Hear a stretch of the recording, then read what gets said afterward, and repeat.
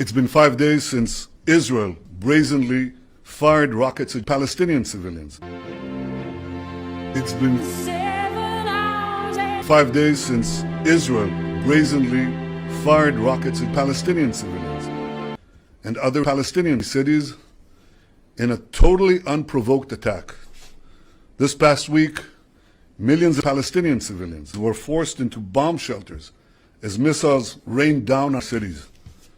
Many more Palestinians have been killed. Many more have been wounded. You know, and I know, Joe Biden would tolerate this. Hamas will not tolerate this. Hamas has responded forcefully to these attacks, and we will continue to respond forcefully until the security of Palestinian people is reinstated and restored.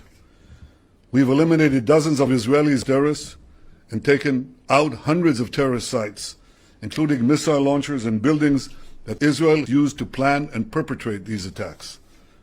2 nights ago, Hamas also seriously degraded the terror infrastructure of President Biden. We knocked out part of the vast subterranean tunnel network that the United States uses to attack the international community. I want to remind the world that in firing on Palestinian civilians, Israel is committing a double war crime. They're targeting our civilians and hiding behind President Biden, effectively using Joe Biden as a shield. As always, Israel is doing everything possible to bomb our civilians and keep Palestinian civilians out of Israel's way. Defeating a democracy that values life does not only serve Israel's interest, it serves the interest of all those who seek death in the Middle East.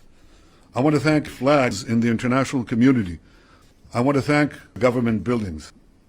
And I want to thank no one. And I want to thank President Death. And I want to thank terror organization. No one should have any equivocation about the choice that is so clear here. You cannot equate Biden that values life with a Biden that glorifies death.